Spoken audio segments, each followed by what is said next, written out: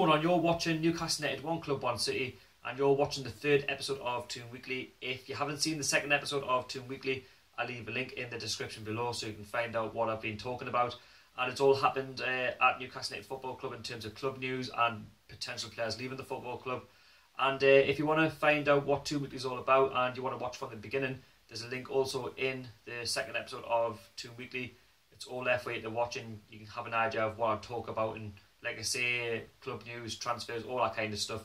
And the layout for episode 3 will be as follows. Obviously club news, and then I'll move on to transfers, players coming into the club, players leaving the club.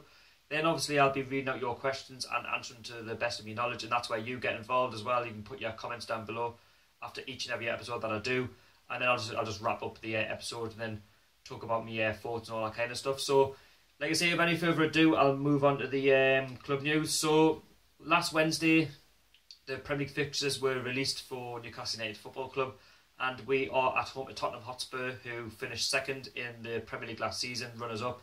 And it's going to be a bit of a tough game, a tough start. Whether we played Tottenham at home or away, it's always going to be a tough start. And whether we played someone different, you know, each game that we play in the Premier League next season is going to be hard.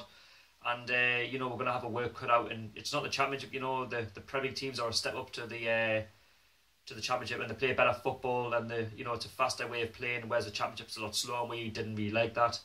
And yeah, like I say, I've got a separate video on the Newcastle United Premier League fixtures. I'll leave a link down below to that so you can go and check that out. Moving on to the day after, so the Thursday, the club shirt was released for Newcastle United, the home top, the one I'm wearing currently.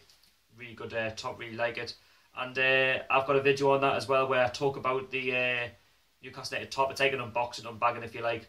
And it's a video that you'll probably enjoy. And I'll leave a link down below to that so you can go and check that out as well. Moving on as well, an update on the Hearts fixture. So in episode 2, I did say that I wasn't too sure whether or not the club were playing Hearts or not away, because obviously the club mentioned that it might happen, it might not. And obviously it has happened. We're now playing Hearts on Friday the 14th of July. It's a 7:45 kickoff. So we're playing against our ex-assistant, Ian Caffrey, who now manages Hearts Midlothian, and obviously it's at Tynecastle, so hopefully I can try and get time off and go to that game. So obviously the 3 fixtures as follows for the first team, so it's obviously Hearts away, followed by Preston away and Bradford away, and obviously I've got time off for the Preston and Bradford games, so I'll be vlogging those. So if you subscribe and you like watching my channel, you will see a match day experience for both of those games. And I can't wait to bring that to you guys. And whether you follow Newcastle, whether you don't follow Newcastle United, and you just like football in general, it's all coming up in the next 2 or 3 weeks. And in terms of under-23 news, so Peter Beardsley's under-23s will be travelling to Darlington away on the 17th of July.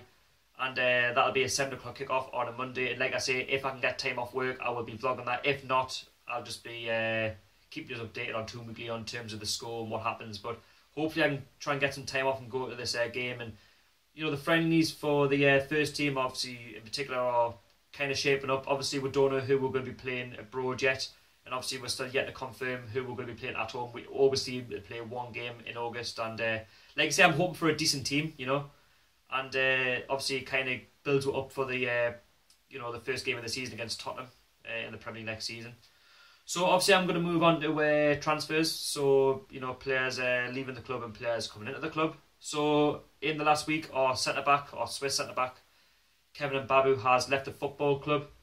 And, you know, he's only a young lad, you know, he was on loan at Swiss side Young Boys, out on loan, and he was due to come back this summer. I was expecting Rafa Benitez to give him a chance, but again, you know, he's been you're limited to opportunities in terms of, you know, being in the first team.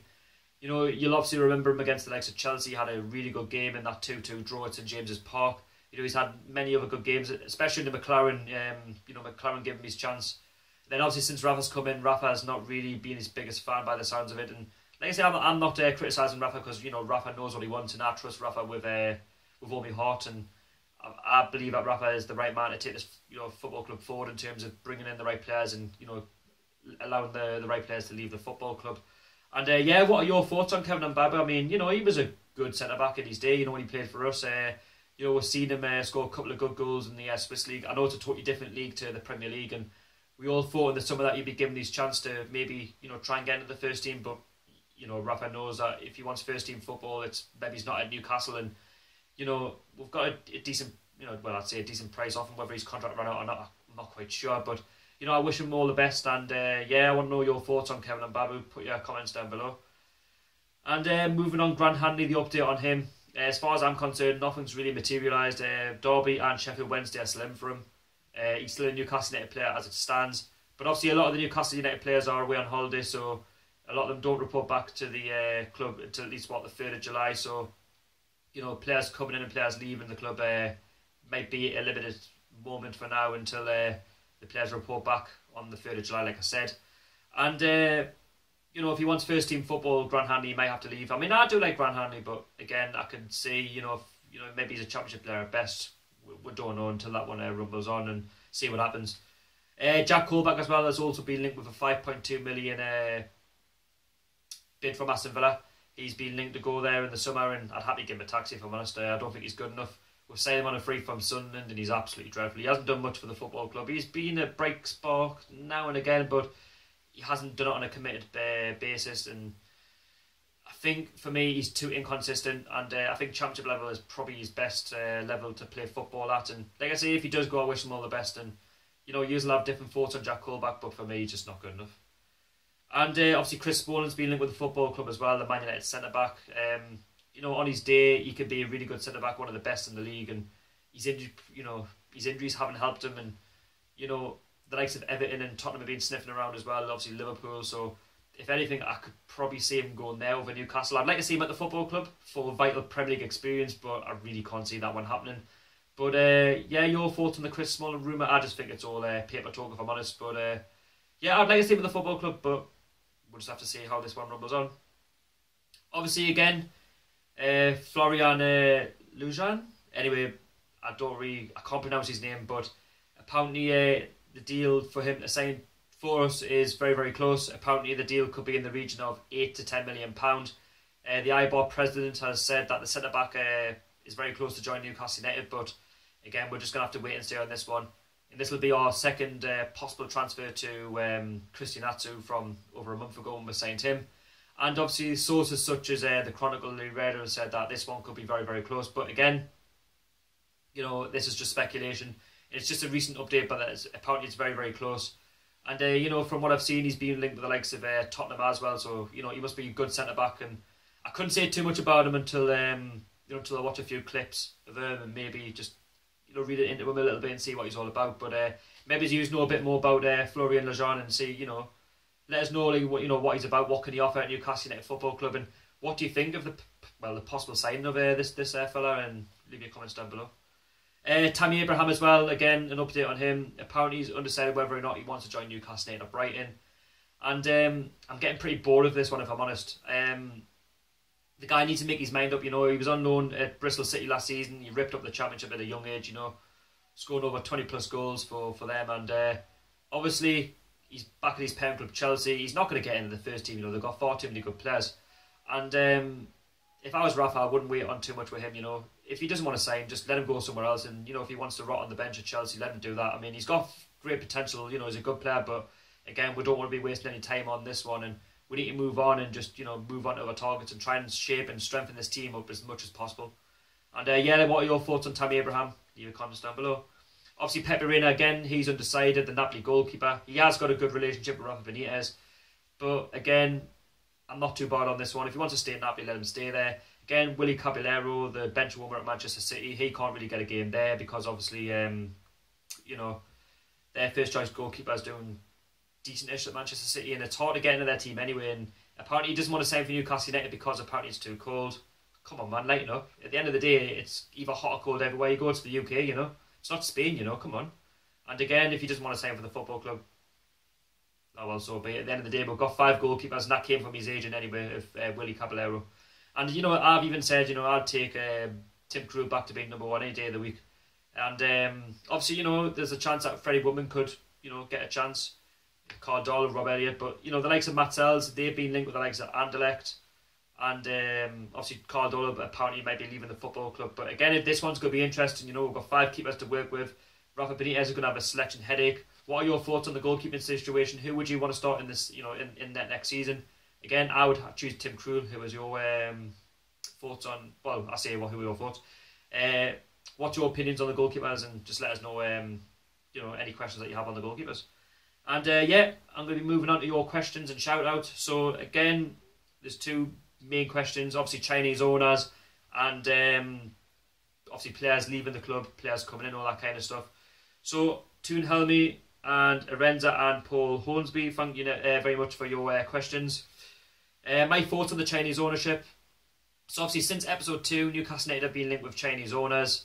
And my thoughts is, again, this is just rumours. We don't know too much about them. We all know that we have been linked with these owners in the past, and we've been linked with other owners such as WWE, and obviously it hasn't materialised. Obviously we're back in the Premier League. Maybe this sponsorship's got something to do with the Chinese ownership meant to be happening at Newcastle United next season. We don't know. As we all know, it's Mike Ashley. He's the current owner of the football club. He wants to sell up, but again, we don't know whether or not they just want a percentage in the club, a stake, or they want to buy full control of the football club.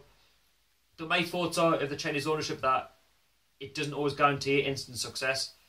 We all know with previous owners such as Ellis Short at Sunderland, owners at not Manchester City, maybe he's Aston Villa, it doesn't always work out. We spent £80 million and got relegated. It doesn't guarantee instant success. And I think, we need to be careful what we wish for. This rumour's been, going for the last, week or two. And again, obviously, we're being linked with a second consortium, Chinese ownership as well. So I don't know what to think about this one. I think at the moment I'm happy with Mike Ashley as owner because, he's kind of, he's obviously he's got Rafa Benitez as manager, so he's kind of like trying to get the respect back of the fans. He's given money to spend in the summer to try and strengthen the team for the championship. He's done that. We've been promoted, and he's promised Rafa some money for the summer transfer. I'm just hoping it's not a publicity stunt that this just rumbles on and we don't sign anybody. But my thoughts are, at the minute, Mike Ashley's owner. I would like to see we'll have Chinese ownership, but it doesn't always guarantee instant success. But again, we'll just have to wait and see what happens. And like I say, your guess is just as good as mine in terms of what happens in terms of the future going forward at Newcastle United. And like I say, there's always things going on at the football club in terms of ownership and all that kind of stuff. Because again, we're in the Premier League, we're a viable football club, and we'll have 52,000 fans at the games. We're probably one of the most followed club in terms of playing away, around the world as well. We're well known as well. So again, it'd be very interesting to know how this one rumbles on. And what are your thoughts on the Chinese ownership? Would you like them, or would you like to keep Mike Ashley at the football club? Last question as well. So obviously DHD732 asked, who is the next to leave or to be sold?